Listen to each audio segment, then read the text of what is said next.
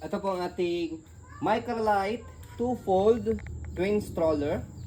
So, this already washed and ready to use. Okay? So, ito yung kanyang front seat. Ayan. So, compatible po ito for 6 months old. Ayan, up to 15 kg. And this one naman po, yung kanyang back seat is 6 months old up to 20 kg. Okay? So, pwede po itong single stroller or double stroller. Attachable yung kanyang back seat. Okay? So, pwede siyang sit and stand. So, pakita mo muna natin yung kanyang front seat. Ayan. Maksakay ka dali.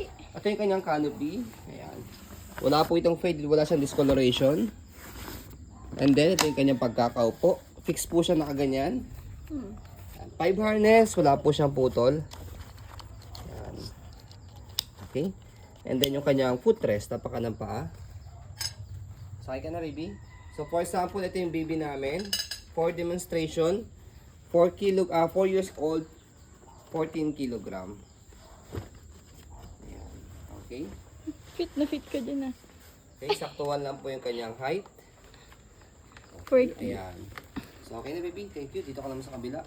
Sa backseat naman ah. So, next natin yung back seat is up to 20 kg siya. Ayan. So, meron siyang canopy dito. Madali ba? Attached din po ito. Ayan. Sige ka na. Sige, sakay ka. Kasi masaya dyan. Dalag siya daddy. Ayan. Ang cute. Para ka mag-trekking ah. So, ayan siya. Sakto-sakto rin po Lagay mo siya. yung hood. Ang Okay. pretty mo dyan ah. And then, lagay natin itong hood for example. Ayan. Pwede nyo lagay yung hood, pwede rin hindi. So, kung sakali mas matangkad yung Angas. baby po ninyo, pwede nyo po tanggalin yung hood. Ayan, ang ganda niya, di ba? So, once na nakita kayo sa mga galaan sa malls ng ganito, Sit and stand pa. Alis mo kakaiba dyan kayo. dali. Okay? Sit and stand pa nak. Bangon. okay na, Isa next pa. mo na, baby. Or Isa sit pang and stand more. naman. 3 in 1 siya. So, next natin for sit and stand. So, para ma-detach po ito, Meron pa nak. Ibang pero bago po natin siya i-detach, pakita po muna natin yung kanyang harness. Ayan, 5 harness, wala pong putol. So, ayan yung kanyang pad, makapal. And then, para detach po itong second seat niya, so, meron siyang kiniklip dito. Ito. Ayan. Aangat nyo lang po ito. yung Ayan, black. slide nyo lang po siya pataas. Pag ikakabit, sasalpak nyo lang siya ganyan. Wala kayo iba pipindutin pag sasalpak nyo po siya. Okay? Make it sure na na-connect lang naman siya dyan. Ganyan lang siya kadali. Okay? 1 click lang. No, go nak. Tayo ka. Okay na, baby. Stand For here. sit and stand, ito. Go yan. Kaya may foam pala dyan. Yan. Okay. Wow! Ayan. Okay? Kung ang gusto niyo naman ng baby po ninyo is nakatayo, ayan siya. Okay. Wow, ganda ah. You like it? Happy ka dyan. Picture ka later ah. Kulang na lang kami ng isang baby. Isa lang kasing baby namin. Ayan. Okay na, baby. Thank you. Oh, eat ka Eat na. ka na rin. So, pakita natin yung kanyang body frame. Ang dami yan. Wow. Basket. Pwede.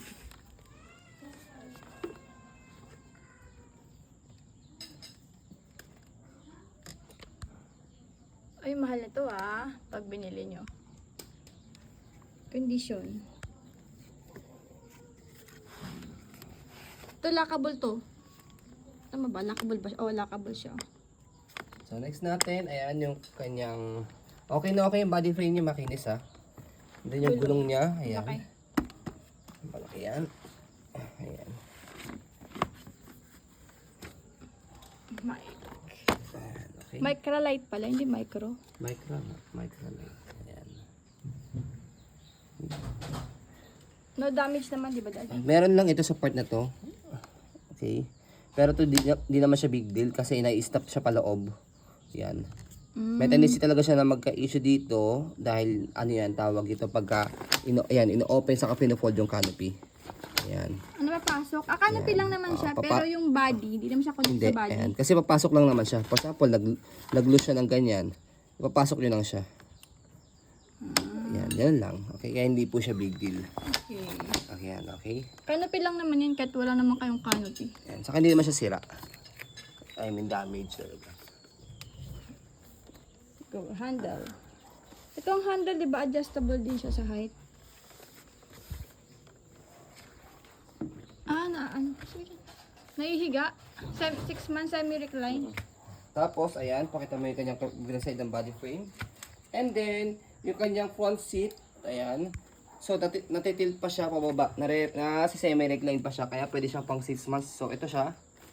Aangat nyo po siya pag toddler na si baby. Angat mo natin. Ayan. Ito yung pinakamataas niya.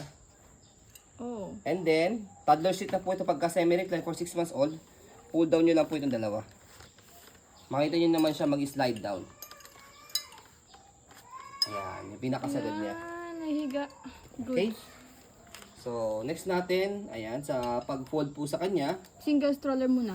So, ayan, single stroller muna. Okay? So, aangat nyo lang muna yan.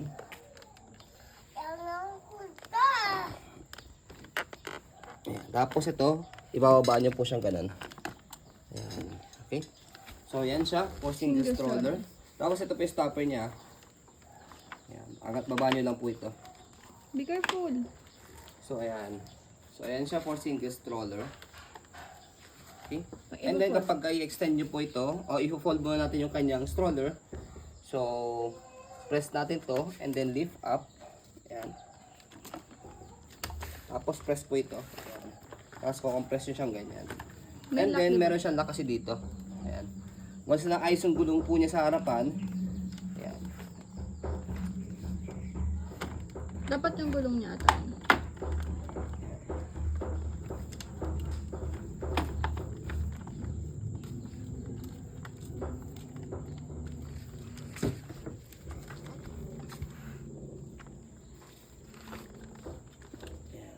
Okay. Yan, ganun dapat yung gulong.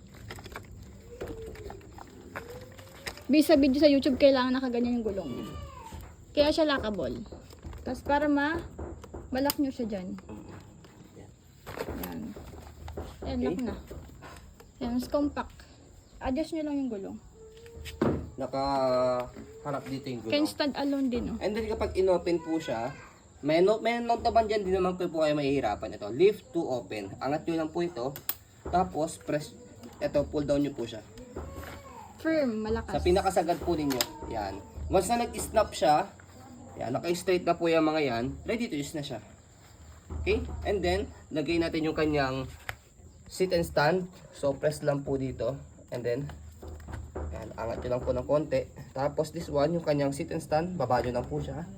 Ayan. And then, ito, walang kahihirap-hirap. Attach nyo lang po siyang ganyan. Nag-auto-lock siya. Yan. Okay? So, itong kanyang canopy, pwede siyang ilagay kung hindi nyo po gagamitin. Tanggalin nyo po dito sa detach niya. Nilagay yung sa Tapos lagay nyo lang po dito sa pinakaloob. Pati yung bakal nalalagay, di ba? So, packet din po yan ha. Packet din siya kapag nakalagay yung canopy. Ayan. Pwede nyo pa siyang paglagyan. Okay? So, maluwag pa siya. So, ayan. Okay? So, kakaiba po ito. First time kami magkaroon ng gantong brand and gantong design. Kaya medyo nangangapa po kami. Ayan. And then, itong kanyang handle. By the way, kapag pinold siya, angat lang po ito. Ayan. Okay. Para malak po siya dyan. And then, baba nyo lang siyang ganyan. Kapag i-fold pero I think hindi na siya kailangang i-fold na ganon. Para less hassle po sa inyo. And then, kapag i-firm nyo po siyang ganyan, ilalak nyo lang siyang ganyan. Na-adjust din siya pag ano, naiikot, nabababaan ba siya? Ayan. Oo, na-adjust siya. Depende sa laki ng baby na magtutulak po yan. For example, yan, pwede nyo siya mababa ng ganyan. Ah, okay. Adjustable. Adjustable yan. Okay. So, baba nyo lang siyang ganyan para malak po siya, hindi po siya bumaba. Ayan. Okay. So, ito meron maliit na tear sa part na to. Maliit lang naman, hindi naman siya big deal. Okay. So, ayan. So, all in all in good condition po ito as you can see naman po sa video. Ayan. Okay. So, ayan po ang ating Microlite 2-fold twin or tandem stroller. Single or double stroller. As you can see, very details po kami sa po pag video. Kasi amin siya policy, no refund or exchange. What you see is what you get. So, yun po maraming salamat. Have a nice day and God bless po. By the way, 20k ang single stroller pag binili. Additional, separate purchase kasi yan.